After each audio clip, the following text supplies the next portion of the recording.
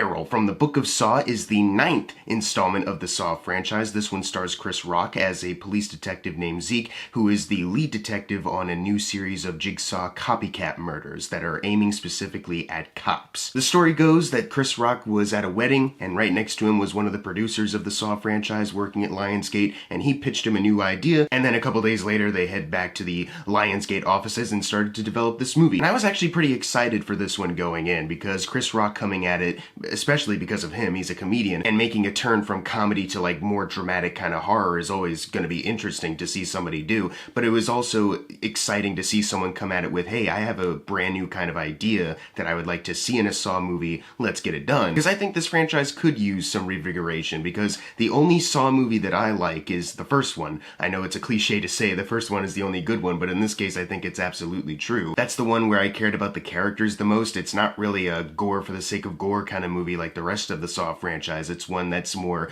of a unnerving, get under your skin psychological thriller that just so happens to have some pretty disturbed moments. I rewatched the entire series before seeing Spiral, and I didn't watch the unrated cuts, but the cut that I watched of the first movie, even the infamous Carrie Elway's ankle cut moment, they show it for a bit and then it starts to bleed, and then they cut away to the screams and wails of Carrie Elway's and Lee Winnell, and then they just cut back once it's completely off. Like, obviously there's some disturbed stuff in that first Saw movie, but it's very tame in comparison to the other Saw movies, because that's the one where they were the most focused on telling a story. And I like it the most for that specific reason. The rest of the Saw sequels range from okay to flat out awful. Of course, flat out awful was Saw the Final Chapter. Wow, what a nosedive. The sequel that I liked the most up till now with Spiral was Saw 2, and that's like a, if I had to grade it, would be like a C. You know, I feel like a lot of the Saw movies just rely on simplified storytelling. You don't really care a lot for any of the characters. They always pick some really bad actors. I'm sorry to say it like that, but it's so true. There's a lot of bad dialogue. There's just certain traditions that were always upheld in the Saw franchise, because this was a franchise that was coming out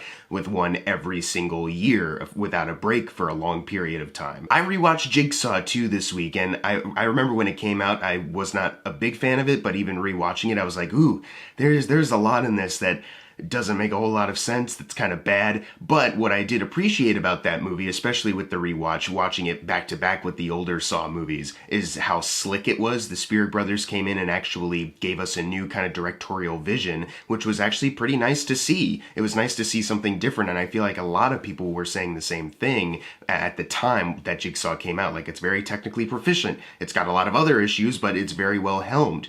So I was very surprised that this movie went back to Darren Lynn Bousman, who directed Saw 2, 3, and 4. And they even got like a couple screenwriters who have been with Saw before. I'm not particularly sure which ones, but I was like, you know, no matter what other movies they were involved with, this is an idea that Chris Rock presented to them. I'm sure he's going to have some hand in the way this story is told. With him as a producer, he kind of has, you know, say on what's going to be made. So I have hope. I feel like they can still make something good here. I was really excited to see this movie, and I can definitely say the idea is the best thing it has going for it. Its attempts at social commentary make this a little more interesting than the average Saw sequel. That's like why my two favorite sequels, even though I would both give them like C grades, are Saw 2 and Saw 6. With Saw 2, it's kind of talking about Donnie Wahlberg's character. The main message of that is that he's a corrupt cop. It's nice to see that kind of idea expanded kind of in this movie. And then also Saw 6 was like a political jab at insurance companies, which is so interesting, and I feel like there was a lot that they brought up in that movie, a lot that they did that made it,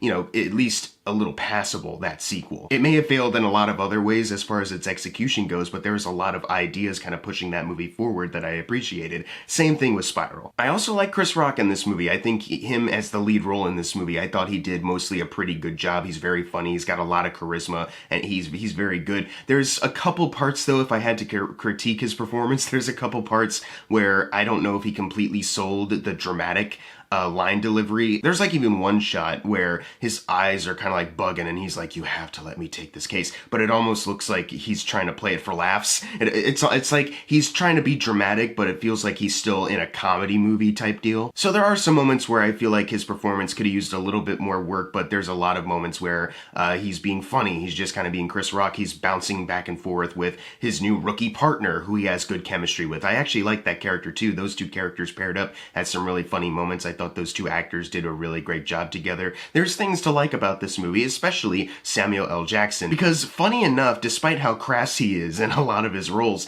he kind of classies it up, you know, because there's so many Saw movies that just have, like, actors that are okay to, oh my god, what are you doing here? This is awful. And then he comes in and it's like, oh, this is like a tremendous actor, one of the best actors ever, just entering this franchise you wouldn't expect him to and actually reminding you, like, what a great performance is. He's just a natural charisma machine, so anything he's in, I'm probably gonna like him because he's just so much fun to watch. Unfortunately, this is a segue for me to tell you that there's a lot of acting in this that unfortunately isn't that good. I already mentioned some of the line delivery with Chris Rock, but mostly he's still pretty good. He's a good kind of constant, even though it kind of falters sometimes. There's a lot of other, like, supporting roles in this that are made up of the usual suspects of, like, what kind of actors you would expect in a Saw movie. And I don't want to say it's necessarily all their fault. I feel like at a certain point you have to start looking at the material and judging, like, well, there's not really a whole lot here, which is where we're going to start talking about negatives with this movie, because I was overall kind of let down by this. Sure, it does have some pretty cool traps. It was nice to see some really inventive new traps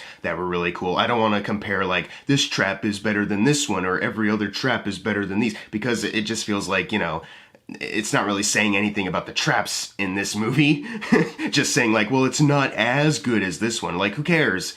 They're all just torture machines to get people to lose a limb or die horrifically. It does not matter. They're all cool looking. They're all pretty well done and creepy. And I feel like some people will just be satisfied with that. Just there's these scenes of traps playing out and it's very bloody and gory, and that's good. That's all I need out of a Saw movie. But that's not really my view on it. Like, that can only go so far as my enjoyment with some of these movies. Like, I prefer that the movie tries to take an extra step to be better. And that's why I thought this movie was probably going to be the best sequel, because it seemed like they were going to try something different. It looks like Seven, but with Saw, and that's good to me. I wanted to see that. And unfortunately, this movie is it's written and made in a way that just feels so similar to these other sequels that have come out. They keep everything around an hour and a half, because other than Saw 1 and 3, all of them clock in near an hour and a half, not a minute longer. And even though this story specifically feels like one that you should be sitting with, there should be these moments where you're really connecting with the material, with the characters. A lot of it just kind of breezes by. Like, a big part about this story is that the police force doesn't necessarily care for Chris Rock's character Zeke, because Zeke turned in a former cop. I won't say for what, but he turned in a former cop who was crooked, but a lot of these other cops are like, ooh, why did you turn in one of our own? Come on, man. And they, you know, occasionally they'll fuck with him, like they put like a mouse trap with a dead rat on his desk, and they'll give him like some mean looks or not take him seriously sometimes. But I don't think that played as much of a factor into the rest of the social commentary that they think they did. And I understand what they're trying to go for. Like, you know, a big thing with cops is that, you know, you have to be loyal to your brother in arms. You have to be loyal to them. And if you don't, then of course they're going to turn on you. And that's what happened to Chris Rock's character. But you don't really live it with Chris Rock. It's a lot of stuff that you see is kind of happening, but you never feel like there's like tension with Chris Rock's character, or that it's like necessarily a really hard time for him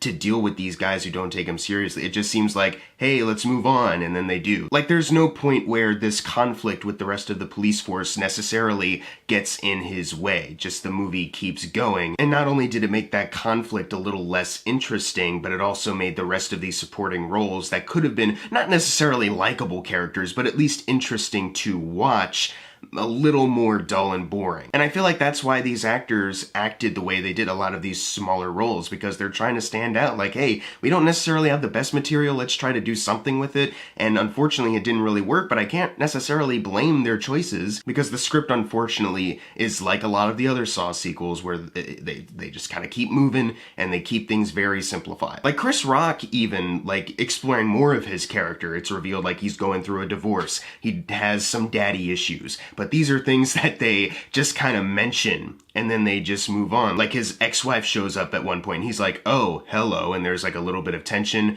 and then she never comes back in the rest of the movie. Like, she shows up near like 10-minute mark and then she's gone after that. Like, what was the point of even mentioning it, you know? And even like the conversation Chris Rock has, like, oh, now you want to be a dad to me, Samuel L. Jackson? That's forgotten about almost immediately. That's not a conflict that's ever really seen from again. Despite all its attempts to be different and actually say something, have something to say commentary-wise on society, on the world, it unfortunately all kind of falls flat because you're not necessarily sure what exactly they're trying to strike at. Like, you understand the Jigsaw Killer, this new copycat, is taking the bad apple cops, like, hey, you did this, you covered it up, so go through a jigsaw trap. But even outside of those traps, there's nothing really explored, there's nothing really said in the movie other than, yeah, these cops that are getting picked off are kind of corrupt, let's keep solving the case, and that's it. That's all they really have to say about a lot of it. I feel like this movie's biggest issue is that they're just so afraid to do anything different. They're keeping up a lot of the same traditions in the Saw franchise, the runtime, the way it's written, even like some editing moments Darren Lynn Bousman brings back from what he did with 2, 3, and 4, where someone wakes up in a trap and it's like very hyper, the camera's swinging all around, which I'm not necessarily against. Like, I kind of like the idea of like, yeah, if you were to wake up in this, there'd be like a lot of shit going through your mind, like the editing kind of reflects that. Sure, why not? Like, that doesn't necessarily bother me. There are technical things about this movie that bug me, but not really worth mentioning. But I don't necessarily think Darren Lynn Bousman is a bad director or was ultimately a bad choice for this. I think he's just about as good as the screenplay is, and I think the screenplay needed some work. I did, however, think back to Jigsaw, and I was wondering how the Spirit brothers weren't making this movie. I don't know if maybe they were contacted and they were like, we're kind of done with the Saw game or something like that, which is very weird to think about, especially considering the new direction they were going to take with this story. I don't know if it's because Lionsgate just went right back to Darren Lynn Bousman because Jigsaw didn't do well, so they were like, well, some people like those earlier Saw sequels, and there's no way we're getting James Wan back, so let's get Darren Lynn Bousman, or if they contacted the Spirit brothers and they said no, and they're like, all right, Darren Lynn Bousman, come back. But it just would have been better for this kind of movie that's trying to focus more on the procedural stuff,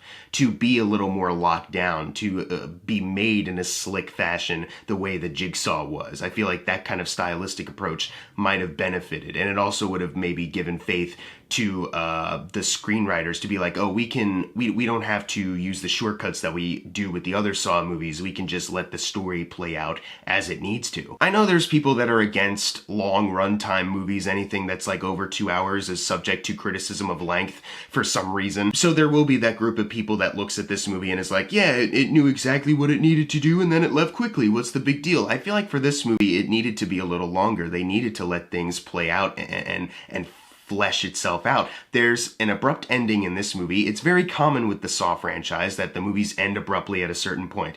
But with this is like the first time where I was looking at it and I was like, this needs to be longer. We can't have this kind of ending again because they ended at a point where there's just so much more left open. And I don't know if next year we're going to get a Spiral 2 or Saw X, whatever title they're going to give it, where they continue this story and they bring back Chris Rock. But as it stands right now, you're ending abruptly in a way to be like, yeah, we just ended the movie. How awesome is that? As opposed to how good abrupt endings work, which is everything is kind of wrapped up beforehand so that when it ends abruptly, you're like, ooh, satisfaction. Or it's a kind of think piece movie where it ends in a certain spot that leaves some things unresolved, but that's intentional because the movie wants you more to think about these themes. But this movie isn't like that. It's literally one of those where they're like, yeah, we just did some cool shit, cut to credits. And it's like, no, if anything, this in particular is a moment where you should stay away from the tradition because you can actually, there's more that you can do. There's more that you can do that they don't. So overall, despite me being very interested to see what this sequel could do, and although I do like Chris Rock's new idea of what they could do as far as social commentary, just a new direction for the Saw franchise, I just unfortunately could not jive with this one. It's definitely the best Saw sequel that we've gotten, but it's not good still. It's weird that we haven't had at least one good Saw sequel in the, what is it now, 17 years since that first movie came out in 2004? Jesus Christ. Like, there's a moment where in the movie something happens and it feels so quick. Like, it just happens out of the blue. And I was like, oh, I bet this guy's the killer. Because this thing just happened without a lot of build-up.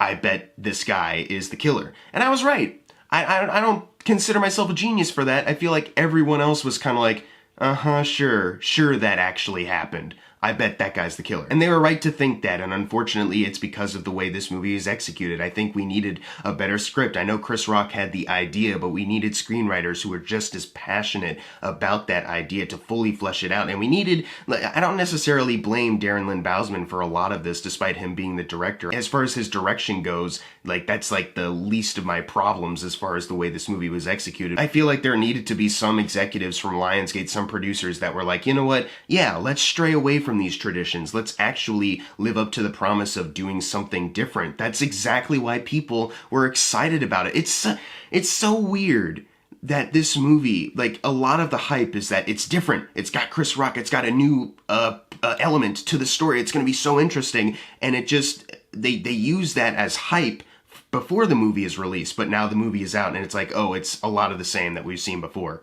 Oh yeah, it's a lot of yelling, a lot of characters yell, as opposed to just sitting down and having like realistic kind of conversations. There's like an angry police chief. Luckily, it's not like a elderly man police chief who's just yelling like, get out there and solve the case. It's a lady this time, but I mean, she's still not interesting. She's unfortunately a very bland character, which sucks because she and Chris Rock are supposed to be buds. But it doesn't really come across. I'm gonna give Spiral from the Book of Saw a C. I really did want to like this going in. I had a lot of hype going into this, and I do think there are elements that worked. I do like Sam Jackson. I do like Chris Rock. I liked his partner. I liked the promise of the premise, but unfortunately, I feel like a lot of its execution fell flat. It could have been a much better movie. The traps are cool, but at a certain point, I care about characters. I care about stakes. I care about commentary. I cared about this commentary, but it felt so shallow.